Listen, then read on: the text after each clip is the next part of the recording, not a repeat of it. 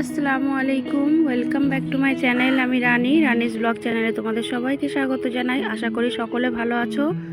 মহান আল্লাহ পাকের অশেষ রহমতে আলহামদুলিল্লাহ আমিও ভালো আছি। কাছে ও দূরে যে সকল বন্ধুরা আমার ভিডিওটি এই মুহূর্তে দেখছো তাদেরকে অনেক অনেক শুভেচ্ছা ও ভালোবাসা। তো দেখো, আজকে আবার একটু ভিডিও নিয়ে চলে এসেছি তোমাদের সামনে। আশা করি ভিডিওটি ভালো লাগবে। তো সকালবেলা ঘুম থেকে উঠে ছাদের উপরে চলে এলাম। আর ছাদের উপরে যে আমরা গাছ লাগিয়েছিলাম, তো দেখো আমার গাছে টমেটো হয়েছে, সেইগুলো তোমাদের সাথে শেয়ার করছি। তো সত্যি নিজে হাতে গাছ লাগিয়ে সেই গাছে যখন ফল হয়, মানে একটা মনে আনন্দটাই আলাদা জাগে। তো এখানে দেখো কাঁচা পাকা টমেটোগুলো খুব সুন্দর লাগছে দেখতে। তো এরপর আমি নিচে চলে এলাম, এসে এখানে দেখো ব্রেকফাস্টটা রেডি করে নিচ্ছি। তো এখানে আমি পাউরুটিগুলোকে সেঁকে নিচ্ছি ভালোভাবে, আর একদিকে চা বসিয়ে দিয়েছি।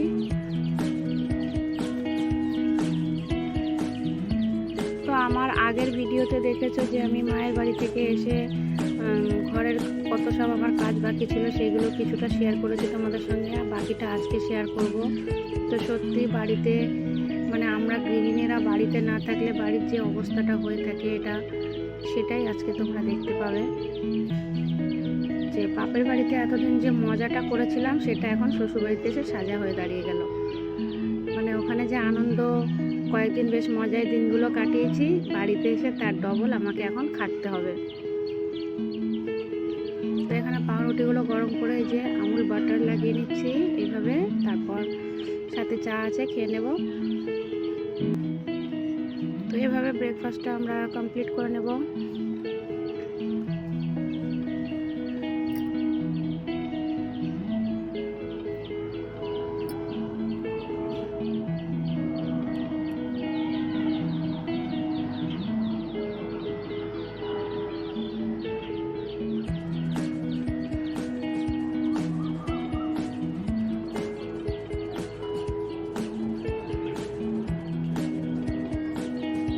তো চা আর পাউরুটি খেয়ে নিলাম, পেট ভরে খেয়ে তারপরে তো কাজে লাগবো, কারণ আগে পেট পূজা তারপরে কাম দূজা। কারণ পেট যদি ভরা না থাকে এই কাজগুলো আমার করতে অসুবিধা হবে, তাই কারণে আগে পেট ভরে খেয়ে নিলাম। খেয়ে দিয়ে দেখো যুদ্ধ করতে লেগে পড়েছি, সংসারের সাথে যুদ্ধ করছি। আমাদের প্রতিটা মেয়ের ক্ষেত্রে এটা হয়ে থাকে। তো আমারও সেম একই অবস্থা। দেখো সকালবেলায় যে ব্রেকফাস্টটা করেই কিন্তু আমি লেগে পড়লাম ঘরের কাজে। একদম আমার এই যে স্টিলের খাটটা আগে মুছে নিলাম, তারপর এই যে ইলেকট্রিক বোর্ড, এরপর ড্রেসিং টেবিলটাকে কলিন দিয়ে পরিষ্কার করব। মানে ঘরের আজকে পুরো ফার্নিচারে সব এত ধুলো পড়েছিল, মায়ের বাড়ি থেকে এসে দেখছি কি বলবো, সত্যি 1-2 দিন না মুছলে ধুলো পড়ে যায়, সেখানে আজ 9-10 দিন এইভাবে রয়েছে। তো দেখতে পাচ্ছ এত পরিমাণে নোংরা পড়েছে। বললাম না যে ঘুরতে যাওয়াটা এখন সাজা হয়ে গেছে আমার। বাপের বাড়ি গিয়ে যতটা না মজা করেছি তার বেশি এসে বাড়িতে এখন খাটাখাটনি বেড়ে গেছে। গতকাল আগের যে ভিডিওতে সেটা দেখেছো তোমরা, ঘরে ঝুল পরিষ্কার করেছি, কত জামা কাপড় কেচেছি, তারপর আজকে এইসবগুলো পরিষ্কার করছি। তো এইভাবে আমি একটু একটু করে পুরো ড্রেসিং টেবিলটা পরিষ্কার করে নিচ্ছি। এরপরে আলমারি করব, তারপর শোকেস।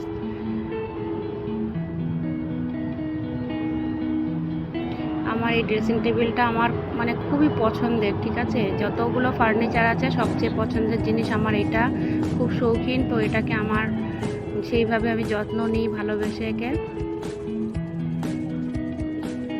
তো এখানে দেখো আমি এই যে এইভাবে পরিষ্কার করে নিচ্ছি।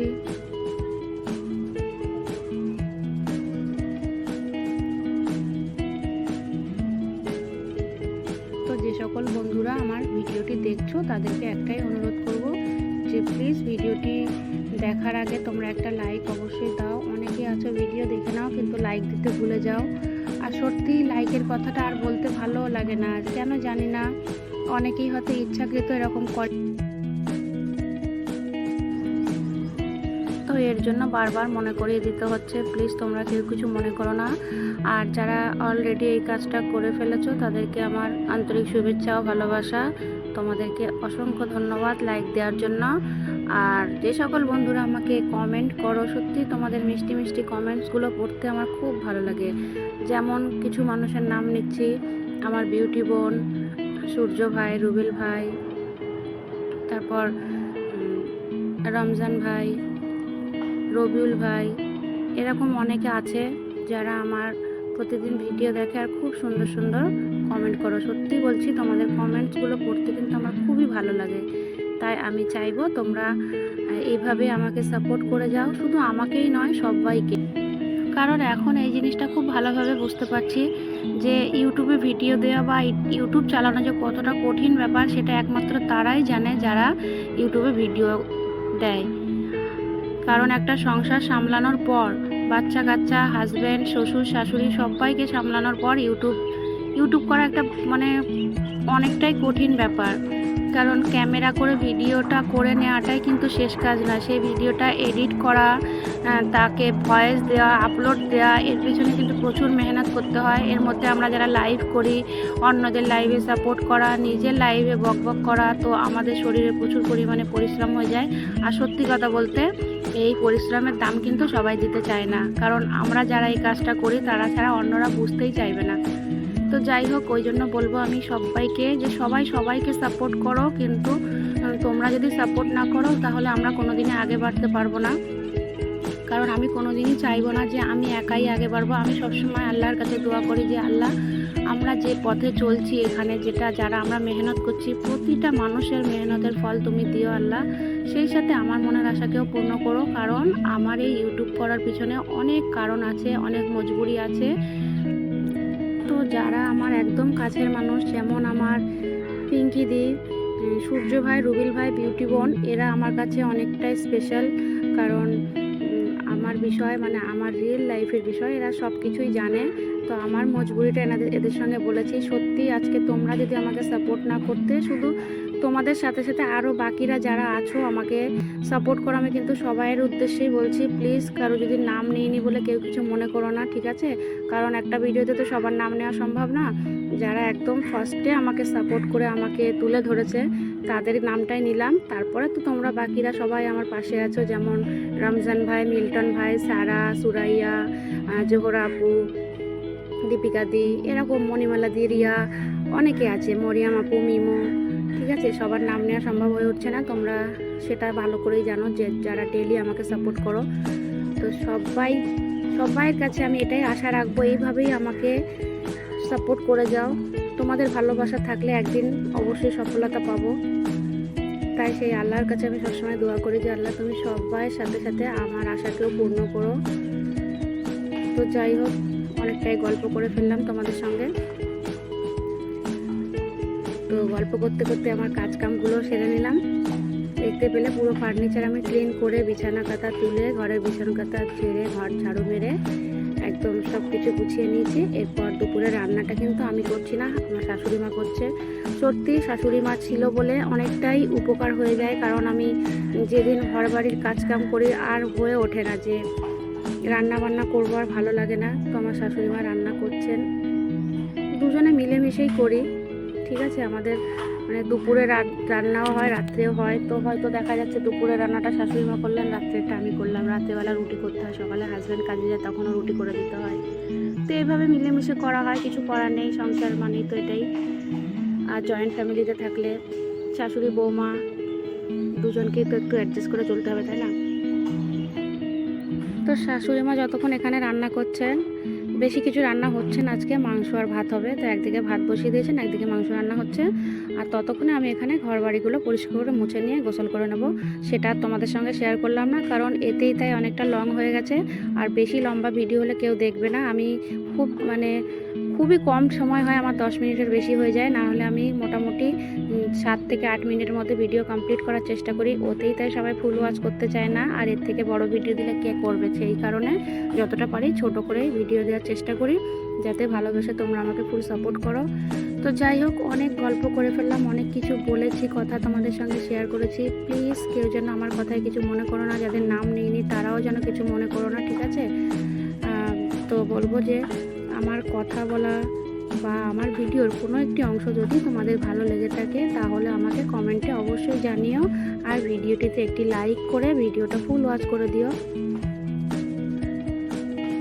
আর তোমরা সবসময় সবাই ভালো থাকবে, সুস্থ থাকবে, এই দোয়া আল্লাহর কাছে করি। প্রতিটা মুসলমানকে এটাই বলবো, যারা এখনও নামাজ পড়া ধরনের 5 ওয়াক্ত নামাজ শুরু করে দাও। 5 ওয়াক্ত নামাজ ফরজ, এটা কিন্তু আমাদের করতেই হবে। তাই সবাই চলে এসো ইসলামের পথে, নামাজ শুরু করে দাও। যারা এখনও নামাজ পড়া ধরনি তাদেরকে অনুরোধ করে বলছি 5 ওয়াক্ত নামাজ পড়ার চেষ্টা করো। কিন্তু নামাজ ছাড়া কিছুই নেই, কারণ কবরে প্রথম সল জবাব কিন্তু নামাজেরই হবে। তাই আমার সকল মুসলমান ভাই বোন আপু যারা দেখছো আমার ভিডিওটি, তাদেরকে বলবো প্লিজ যারা এখনও নামাজে আসোনি, নামাজ পড়ো। তোমরা নামাজ ছাড়া কিন্তু কিছুই নেই। তাই আমার কথাতে যেন কেউ কিছু মনে করো না, যেন এটা ভেবো না যে আমি জ্ঞান দিচ্ছি। ইসলাম ফেলানো কিন্তু একটা সুন্নাত, আর আমার আল্লাহ যেটা ফরজ করেছেন সেটা কিন্তু আমাদের প্রতিটা মানুষকে করতে হবে। আমরা যেমন প্রতিনিয়ত গোসল করা, খাওয়া, কাজ করা, এটা আমাদের একটা ডেলি রুটিন হয়ে গেছে, নামাজটাও কিন্তু সেটাই আমাদের ডেলি রুটিনের মধ্যে রাখতে হবে, কারণ নামাজ ছাড়া কিন্তু কিছুই নেই। তাই সবাইকে বলবো নামাজ পড়ো, 5 ওয়াক্ত নামাজ পড়ো। হ্যাঁ আল্লাহ সবাইকে তুমি 5 ওয়াক্ত নামাজ পড়ার তৌফিক দান করো, এই দোয়া আমি সবাইয়ের জন্য করছি। সবাই বলো আল্লাহুম্মা আমিন। তো চলো বন্ধুরা, আজকের ভিডিওটি ছিল এই পর্যন্ত। আশা করি তোমাদের ভালো লেগেছে। যদি ভালো লেগে থাকে ভিডিওটিতে একটি লাইক, কমেন্ট অ্যান্ড শেয়ার করে দিতে কেউ ভুলো না। আর আমার কোনো কথায় কেউ যেন কিছু মনে করো না, আমার কথার মাধ্যমে যদি কাউকে আমি দুঃখ দিয়ে থাকি প্লিজ সবাই আমাকে ক্ষমা করো। দেখা হচ্ছে পরের ভিডিওতে। সবাই ভালো থেকো, সুস্থ থেকো, আল্লাহ হাফিজ।